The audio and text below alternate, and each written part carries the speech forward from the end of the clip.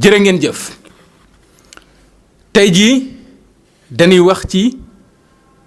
nguur gi ak dogal biñ jël ci conseil des ministres ne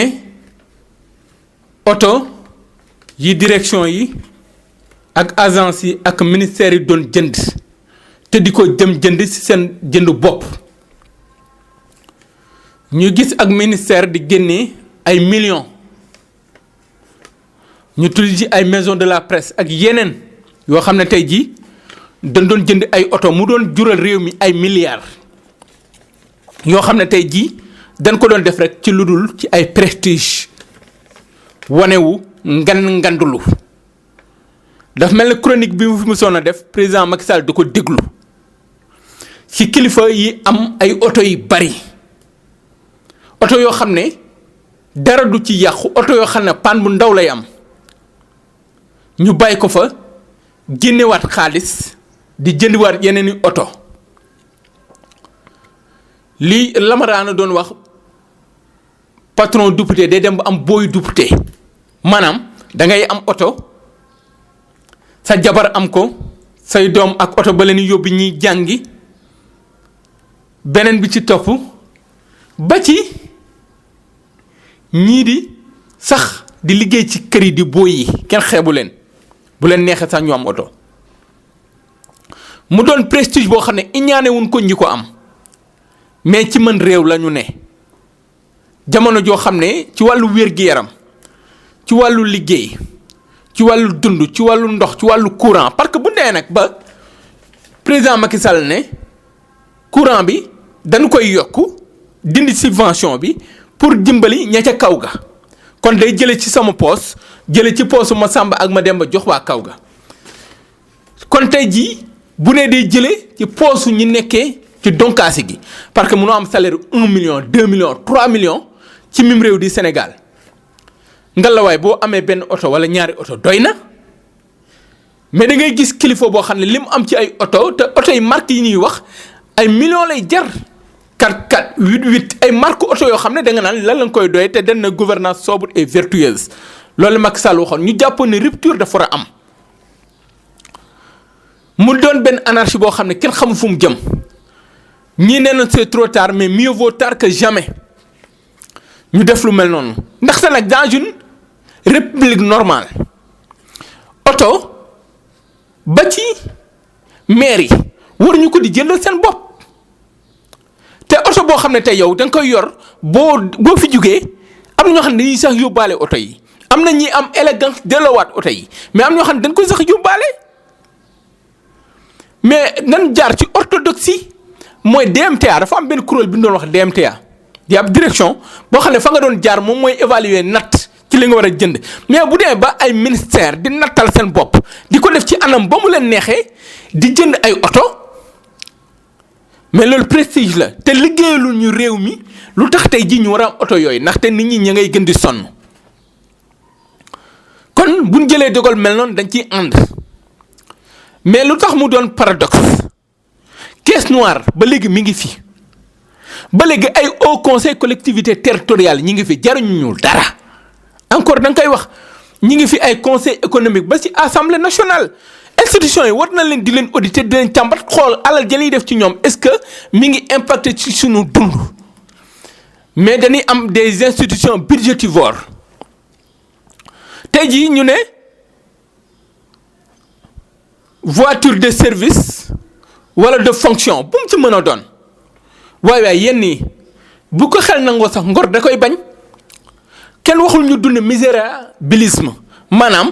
ñi ñu dénk sunu ay nguur dénk leen yéen direction dénk leen ministère kenn waxul ni da leen war a sonal kenn waxul ni ñooñ waruñu am ndaxte nag sa kilifa da nga ko war di ñee pour ngay góorgóorlu mais nag nanu ànd ak xel mais bu ñu demee ba di ëppal te nag wolof Njaay dem na ku xamul suur naa day téye sa loxo.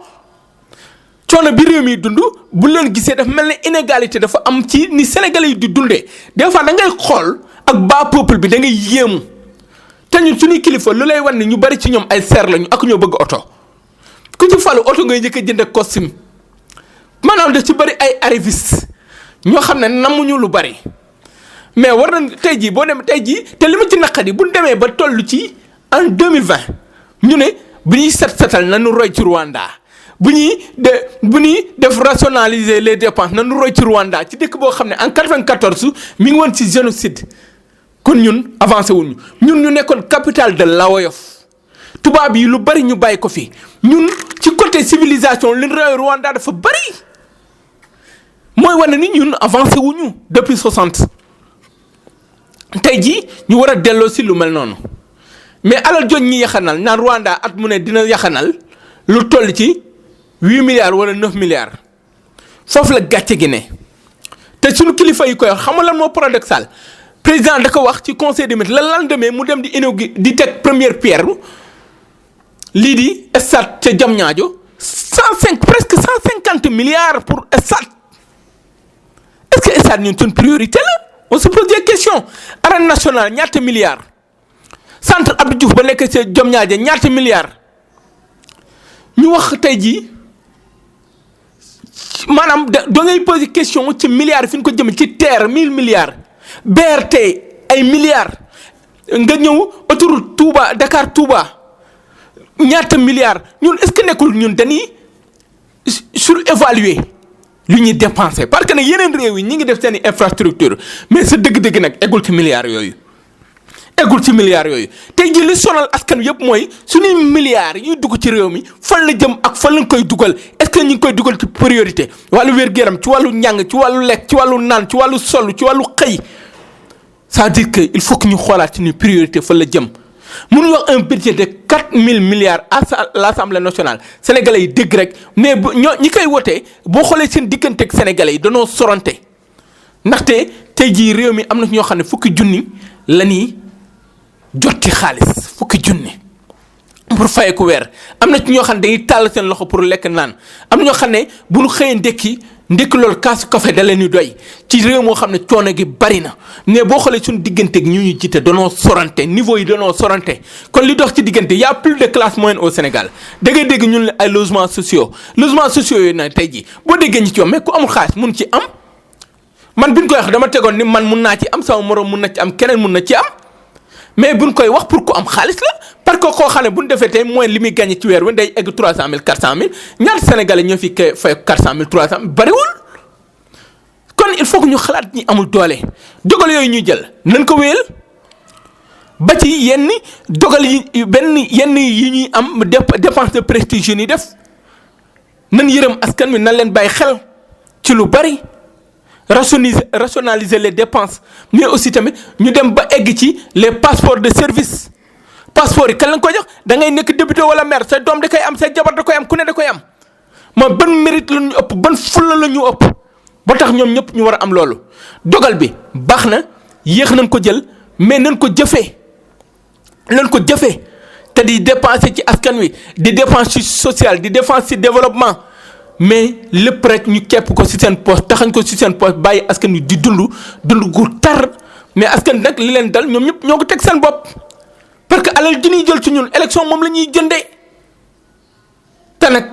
coore fi mag nag lu mu nangu ñu teg ko dagan na askanu Sénégal nag ñoo xamul fi ñuy teg seen tànk ak fa la ñuy taxaw ndaxte nag seen njëg dafa seerul comme gars yi xam na ni nag xaalis rek la ñuy jëndee askan wi dañuy uti xaalis ñoom ñëpp bu élection ñëw ñu jëndoon ñu ko faluwaat mbokk yi mu doonoon xalaatu Bun Xataab sur la teranga.info ba mel ni noonu incha allah.